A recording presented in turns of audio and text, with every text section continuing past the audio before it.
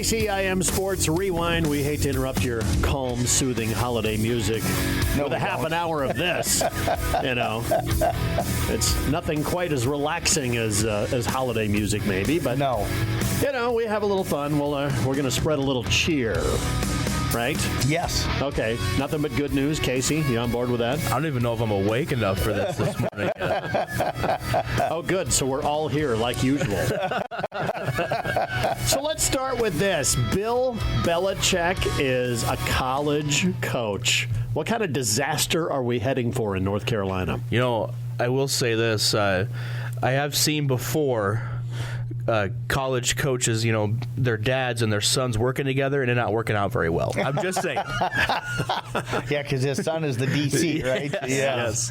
Yeah, and potentially the next head coach at North Carolina. That was potentially written into the contract. I don't know if that was actually in it or not. But. Right, yeah, that's kind of the rumors I've been hearing. So all I ever hear about is that he wants the NFL coaching record. He wants it from Don Shula, and he thinks maybe this is the way to kind of work his way back to the NFL. I don't know. I don't buy that at all. I don't see it lasting more than 3 years no matter what. If he goes out and they win 10 games this year and an NFL team reaches out to him, he could jump ship after year number one. That's probably why he's trying to line it up for his boy. But I don't know. I'm in that wait and see. He is a terrific coach, but how he translates down to the college game and how the college kids translate and understand his style of coaching in the Patriot way, if that's what you want to call it. Mm-hmm. I loved what Tom Brady had said. He goes, I can't imagine this kid sitting in somebody's living room, some high school athlete's living room going,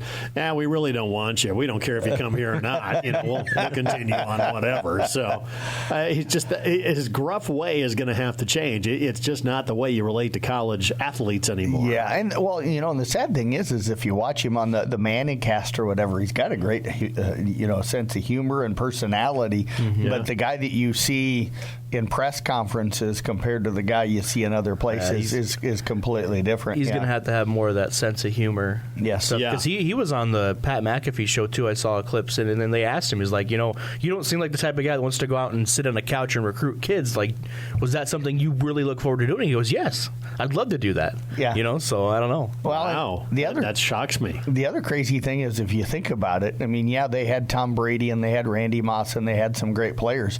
But how often did he go out and sign huge name free agents? Most of the time he drafted and signed to guys that kind of nobody else wanted that he could get to come in. Does at North Carolina, does he go out and try and recruit a bunch of 2- and 3-star guys and then, try to build and win with that? And Brady signed a 4-star quarterback. I know that. Yeah. Or is he able to go out and sign a bunch of 4- and 5-star kids? I just think the name of Bill Belichick's going to bring people in because I know that in the transfer portal they've got a couple FCS kids that have been really good, like All-Americans at the FCS level that are coming in, and playing for him. And they've got, as I mentioned, that 4-star quarterback. I think the name itself is going to draw people in. Randy Moss is about the only big name free agent I can think of. The Patriots really going out and signing. Went out and went after, Doug Waniger just texted and said, college football is now pro football. Belichick's going to be fine. All right. Well, that enough decided there. So I guess put that to rest. Yeah. That's actually the top of our trivia question for the day today. Bill Belichick, well, he could become one of those coaches that win a Super Bowl and a college football national title. There's been 3. Who are those 3 coaches that have won a college national championship and a Super Bowl? Guy's up at Seattle right now. Can't think of his name. Pete Carroll. He's not at Seattle anymore. I'm sorry. That's right. Who was the Miami and Dallas Cowboys head coach? Jimmy Johnson. And Barry Switzer. There you go. He won at Oklahoma and then at Dallas. Yeah, he won with Jimmy Johnson's team in Dallas. Yeah. So there you go. Those are the 3 coaches there. So also other coaching news that I kind of thought this was unusual. I kind of expected Matt Campbell from Iowa State to maybe look at moving on. He's been there 10 years. Or 9 going on 10 years. And that's generally the time you see some of those coaches leave a program. They're like, okay, I've been here long enough, move on. He signs a contract extension to 2032.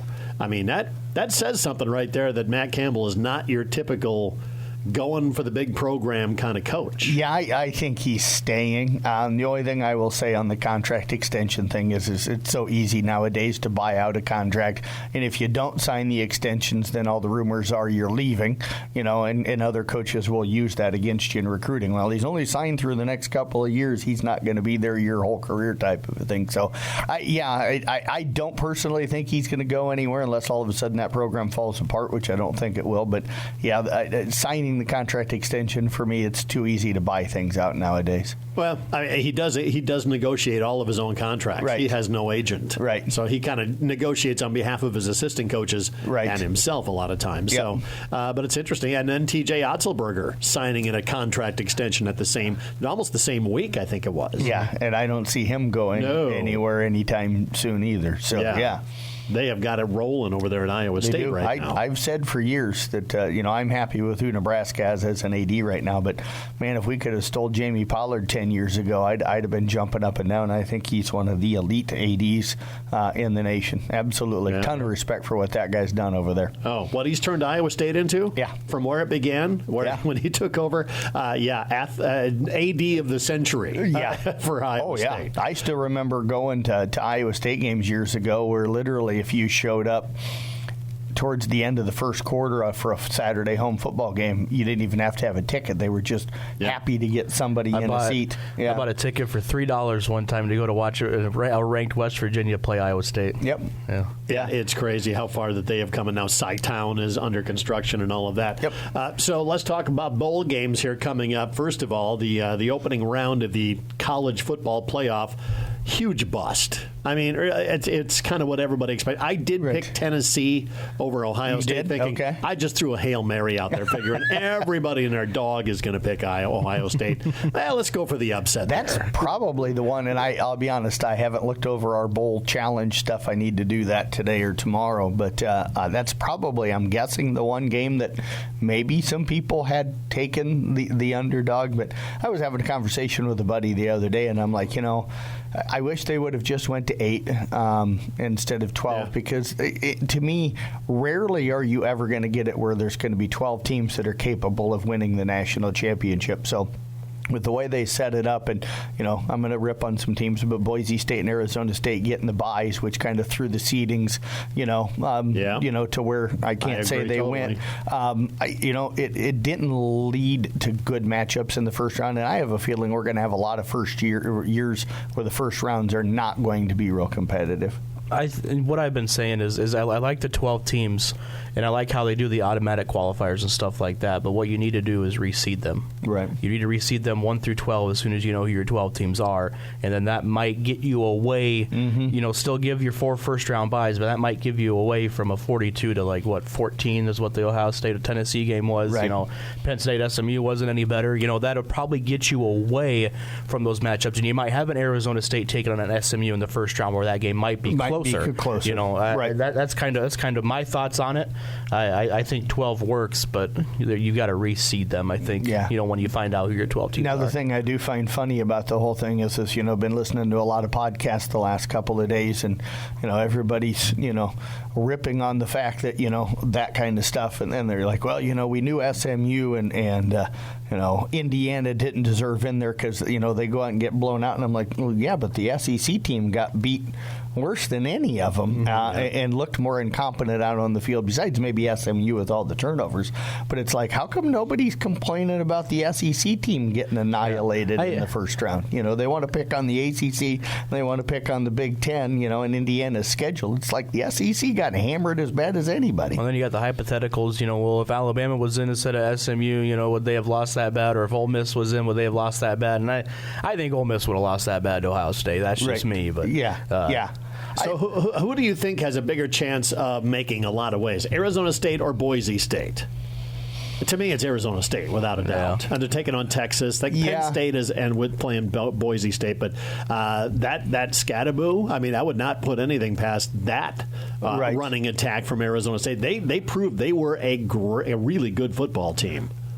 I'm still not sold on the Big 12 being very strong. So I get what you're saying there. Just personally, I don't think the Big 12 is real good. I haven't seen Arizona State, so that's probably hard for me to judge. I do look back and say that Boise State almost knocked off Oregon, so I could see them maybe competing with Penn State. But my personal feeling is I don't think either one of those semifinal round games is going to be overly competitive if Texas and Penn State end up showing up and playing the way they're capable of. Yeah, but I could be very wrong. So. Texas has to play the way they're capable of first. I mean, Right. they almost let that second half slip away against Clemson. They did, but Clemson, Clemson's still Clemson. They're not what they were, 5-10 years ago. But I still think they're better than what Arizona State is. That's just my own personal.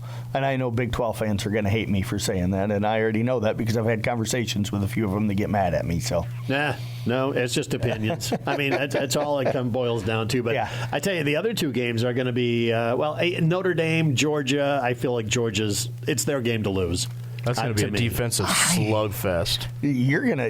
I know you're a Notre Dame guy, or used to be anyway. I haven't watched Notre Dame in years. I like Notre Dame in that matchup. I just do. I think quarterback playing for Georgia. Yeah, banged up quarterback for Georgia. I don't think Georgia's is what they are offensively this year, what they've been. But I will say that the back of Gunnar Stockton did a really good job against arguably the best defense in the country when the SEC championship against Texas. Agreed. But now you've got a little game film to look at him, and you're prepared for him. How many times do you see a backup quarterback come in and have a lot of success in that first game? Ohio State did it with their third stringer. Yeah, absolutely. So I'm for Georgia in a way, but that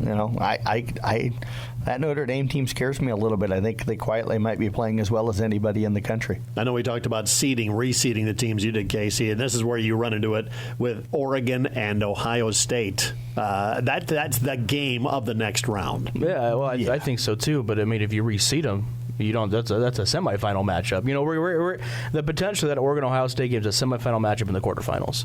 Right. That's the way I see it. If you reseed the teams, it could have been a finals matchup. For sure. Yeah, for sure. Yeah, it could have been. Said all along that I think Oregon got the toughest route. To the championship game with who they have to go through and stuff, because you get Ohio State in that first round for them, and they're not an 8 seed. That's what Ohio State's team is going to show up. The one that demolished Tennessee and looked really good doing it, or the one that played against Michigan. I think Michigan was a wake up call. Yeah, and I think Michigan's a matchup issue for them. For some reason, they just don't want to run the football against Michigan. And if you look at over the history here in the last decade 20 meetings, whoever's won the rushing battles won that game. Yeah, and Michigan's become the more physical smash mouth program compared to Ohio State, even though they've got two tremendous running backs. Yeah, it's going to be a great next round matchup between those two teams. All right, let's talk about Iowa Hawkeyes, Music City Bowl, Missouri. Yeah, I'll be there. Are you? Yes, I'll be down in Nashville for the game. Oh, that's right. Yeah, you're off for that time. Yes, I'll be down in Nashville in the game. I like the matchup. I was talking with some buddies, and they're like, well, we're going to play an SEC team, and I don't want it to be Ole Miss or anything like that. I said, I don't know if they're going to be Ole Miss. So we play an SEC team, it'll be Missouri. And that's who we ended up getting. And I like the matchup. I don't think, out of all the SEC teams that made a bowl game and won, 9-some games, I'd take Missouri, I think, out of all of them. I don't know if Luther Burden's playing or not, but I think Iowa's defense, even though it's been up and down this year, I think has a good chance. Missouri's not, a fast-paced, high-potent offense like what you see some of the SEC teams. I was going to say, what's the over/under in points? What would you put that at? 28. That high? Okay. Yeah. I don't know if I'd go that high. I just think because Iowa's put up 30 multiple times this year, but they're also playing without Caleb Johnson, who was an All-American, so. Yeah, the offense is not going to be the same without him, that's for sure. Yeah, I haven't seen Missouri yet this year, so I really can't kind of judge on but it's Iowa. Have they won a bowl game for a while? Yeah, we won one a couple years ago against Kentucky. I thought they had lost like 7 or 8 in a row or something like that. But, I never count Kirk Ferentz out of a ball game because special teams and defense is generally going to keep them in every game until they run into generally maybe an Ohio State or somebody like that, or a Michigan that just overpowers them. What we get stuck with typically in bowl games is high, fast-paced offenses, and that doesn't do good for our defense. Right. Yeah, you get the Tennessees like you had last year and things. Yep. So Iowa State, Miami. Here's Miami. You never know what team is going to show up for Miami. Are they even going to be caring about playing in a bowl game against Iowa State, or are they going to show up and be fully motivated and ready to go? They were in the playoff hunt until like the last week. Yeah. So I mean, that's the disappointment that come down from all of that. Yep. No, I think with where the game's at, with it being in Orlando, you could see with it being pretty much a home game for Miami, with it being in Florida, I wouldn't be surprised if you see Miami show out, but that's me saying as an Iowa State not fan. So, and I know we talked about Matt Campbell. They're going to be prepared. I haven't heard a lot. I haven't really paid a ton of attention, but I haven't heard about a lot of guys not playing. No. Not hardly anything. I mean, from Iowa State, they've been pretty quiet the whole time. So I anticipate Iowa State. I'll go with Iowa State in that one just because I like Campbell and what he's done. What are the odds that both Iowa State and Iowa win? Give me a percentage. I honestly think it's more 60. Yeah, 60%. I would say Iowa's got a better chance than Iowa State does. I think Miami's good. Cam Ward is legit. That's what I think. He is. And I think the way Iowa State's defense has played the last couple of games, with them not being able to stop the run in the championship game and then getting lit up through the air. Has Miami had many guys announce they're not playing? I haven't looked either. Yeah, I haven't looked either, so I don't know what that looks like. But, I just know with Iowa State not having many guys, backing out of the game, that it's going to be kind of their team going down. I mean, Iowa State fans travel well. I mean, with it being in a warm climate, I would imagine that it's going to be 50-50 there, even though that game's going to be in Florida. Yeah. Yeah, I'm making the Big 12 championship game. They said actually that could almost hurt bowl attendance. Well, you're already traveling for a Big 12 championship game. Now you travel to a bowl game too. I don't know. We'll just have to wait and see how that happens. My guess on both of them, I had both of them losing. Right. Okay. I had Iowa State falling to Miami, and I had Iowa falling to Missouri. I can't even remember what I picked. So. I think the Iowa State Miami game is going to be high scoring. Yeah. So, speaking of crowds and stuff going to games, anybody shocked at how much orange was in the stands the other night for the Ohio State game? I was talking to a buddy of mine, and I'm like, maybe Ohio State fans just anticipated winning this, and they were selling off their tickets to pay for the travel to go to the Rose Bowl. I don't know. I saw stuff on social media that a bunch of Tennessee fans were like, buy your tickets, let's take over. You know what I mean? So I think that they were just scalping tickets left and right. Right. But for as many Ohio State fans to sell off their tickets is what's crazy about that. But I don't know. If somebody's willing to pay over the asking price, I mean, why not? It's like, okay, that's going to help. Did you see the prices for a lot of these games? Yeah, it's crazy. I wouldn't have even.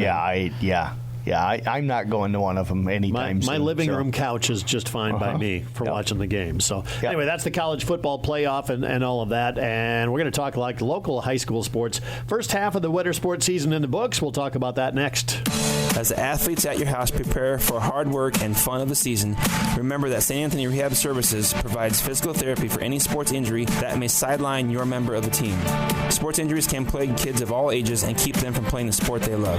Athletes will be under the direct supervision of a certified and licensed healthcare professional in the newly renovated sports performance facility. If an injury is keeping your athlete out of the game, call St. Anthony Rehabilitation Services at 794-5000 for sports injury and treatment rehab. It is KCIM Sports Rewind with Sports Director Jeff Blankman, Assistant Sports Director Casey Miners, and me, John Ryan. Let's talk basketball. First half of the season, no doubt, team of the first half, Kemper boys. I mean, it's pretty hands down. There's not much discussion about that. I was getting my hair cut yesterday, and the lady that cuts my hair, asked me if I've been out to get a chance to watch Kemper yet, and I said yes, and I said they're probably one of the best basketball teams I've seen in a while. Yeah.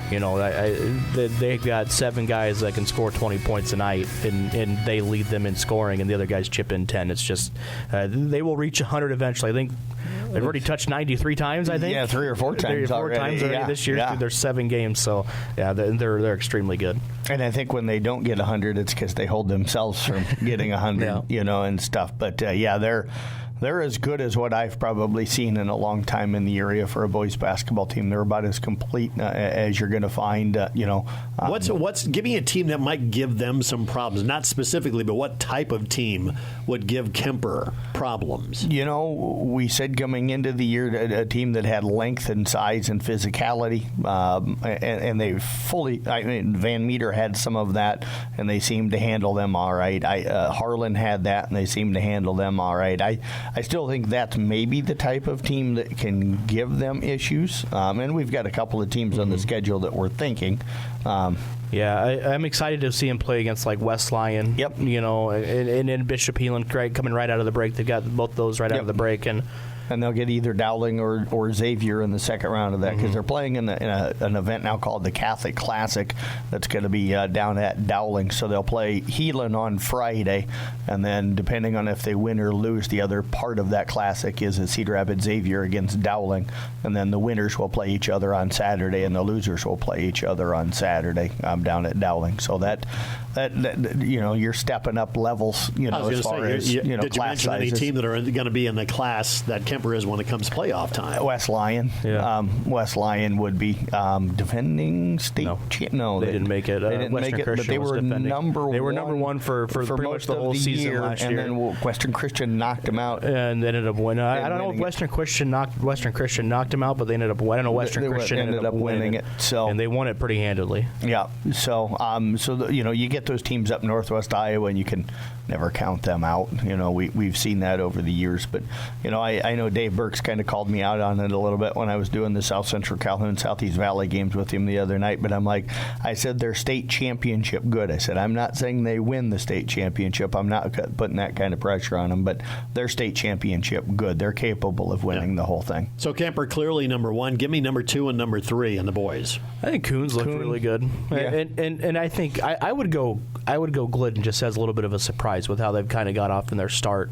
Sitting 5-2 right now. I know they got kind of destroyed by Woodbine, but Woodbine's arguably a top 5 team in the state right now, and I think the way they've been playing defense has really surprised me. Yeah, and I would probably go ICAM Manning in that third spot, only because I think we wondered with what they lost off of last year's team, and they've went out and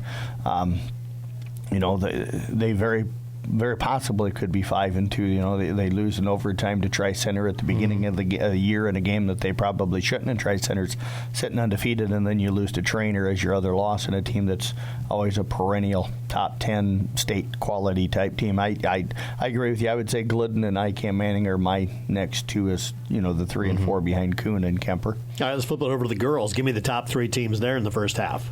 Kuhn's been the best team so far in girls-wise. Yeah, and I would have to throw Kemper in behind him. I don't know if record-wise they're there, but you look at the fact that they beat Kuhn down at Kuhn to start the season, I would think that they have to be into that mix. And then I'd throw the Carroll girls in there as well. I think they're going to compete in the Raccoon this year, which is going to be really good for them. Yep, I think they'll be a top 3, top 4 finisher in the Raccoon River Conference. I think Katie's done a really nice job, and those kids play really hard. And they've had a really nice year so far. Picked up that win going into the break the other night. So Winterset, first time since like 2019, right? Yeah, had lost 8 in a row to Winterset and finally knocked them off down there. So congrats to them. So Coon Rapids clearly the number 1 team in girls.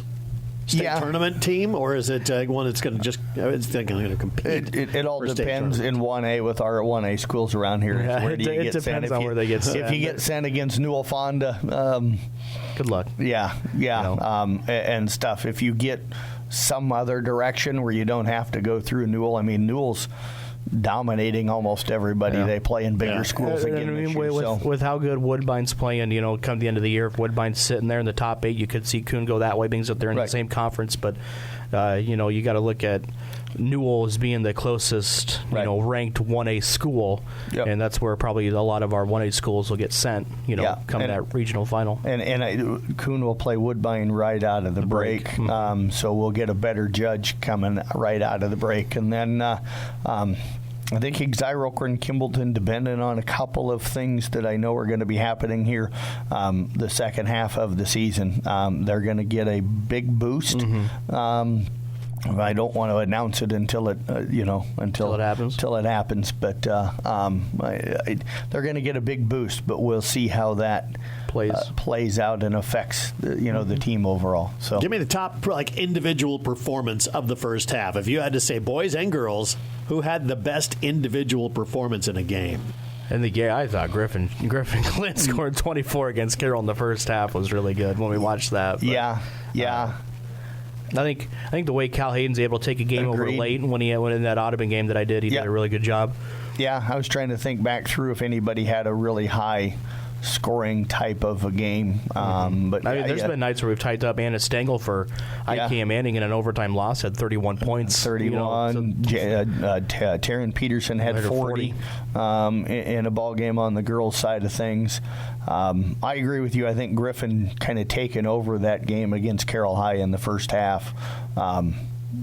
Was really impressive out of the games that I've seen so far on the boys' side of things. All right, what happened first half of the season with wrestling? Where do we stand? Still tough to say, I would say. It is. I think we've got some really good individuals. Mm-hmm. I think we've got teams right now that are still trying to find themselves a little bit, probably boys and girls, but I think pretty much every team that we have has some individuals that have went out and done a really good job so far. I think almost every team we have, boys or girls wise, each team's got a couple kids that can make a run and get into the state tournament, and I think Carroll's probably been our overall best team so far, on the boys' side. Yep. They've got 4 kids ranked right now? Three. Yep. Three Owen, kids. Clucky, Owen and the two poking, Kieran and Quentin. Yep. They've probably been our most consistent team, I think, so far. But they still have even got room to improve, I think, if you talk to Coach Noggles. So, yep. Finished second at their own tournament, over the weekend. So, Kemper's got 2 guys that have been ranked at some point or another. Kobe Pierce has jumped in.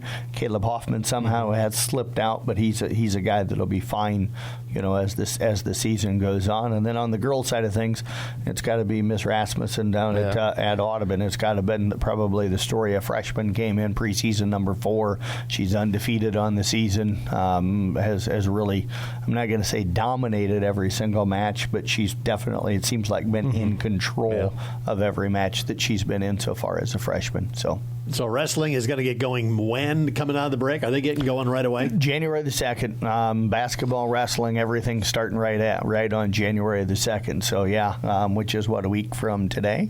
A week from Thursday. So there's going to, once New Year's is over, we're jumping right back into ball games. Yeah, so. It's almost a sprint towards it. You've got about another month of regular season play, full month of regular season play, and then maybe another week or so of basketball before you're into the playoffs. Yeah, because it starts early. State girls wrestling will be the end of January, and then you'll turn right around 2 weeks later and have state boys wrestling. Wow. The month of January can be hectically busy. I mean, you look at it, we've had some teams that have played 4 games before the Christmas break. That means they're going to play 16, 17 games after the holidays. You're going to have to cram all of those in January. That's a lot of games that are going to be played. I think some of those teams have hurt with, the one-day cancellation, and then, West Harrison doesn't have a girls' basketball team this year, so you take that game out. But, they're going to have to cram in a lot of games the second half of the season. It'll be interesting to see if, any coaches add games too, just to kind of get themselves another test before the season ends. I know some coaches have done that in the past. So. Yeah, the tough thing is finding other teams that don't have games that, like for the Rolling Valley with West Harrison not having a team this year, you had to try and find somebody that's not in your own conference that doesn't have a game for some reason. That has an open night too. Yeah, so it's been difficult because I know we've had several of our teams that have tried to pick up games and have not been able to pick up. Yep. Yeah. So how about boys swimming and bowling? Bowling, how's bowling going? Bowling's actually been going pretty good. The Carroll boys have been, by far our best bowling team. Yep. But if you go back and read the stories for bowling fans, if you look at Kemper's overall team scores, they've gone up. They've gone up almost every time that they've bowled. So that's really good to see.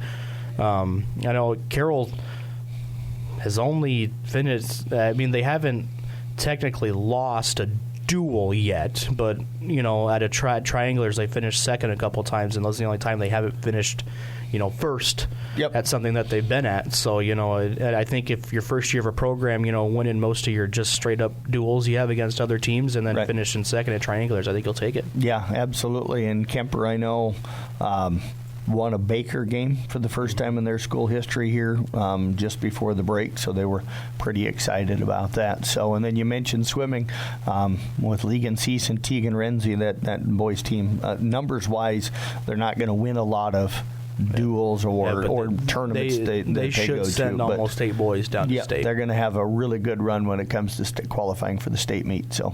Wow. That's a busy first half of the season, but it just kind of feels like it never really got going full bore, did it? No, I would say that Friday, Saturday, that kind of wiped out everything, just made it feel like, that it didn't get as big a start as what normally you'd feel like it does. Yeah, so we'll see. Coming out of the second half, it's going to be extremely busy. So you got everything updated yet on ClickUp and the Sports mobile app as far as schedule and things? No, I'm going to work on. I know I'm on vacation, but I'm going to work on the second half schedule. Vacation is just a state of mind. Yeah, it just means I get to stay home. So you'll have that updated once again over the Christmas holiday break and all of that. So check it all out. And once again, you can download that Sports mobile app by searching CB Sports Network in your app store, and that is KCIM Sports Rewind.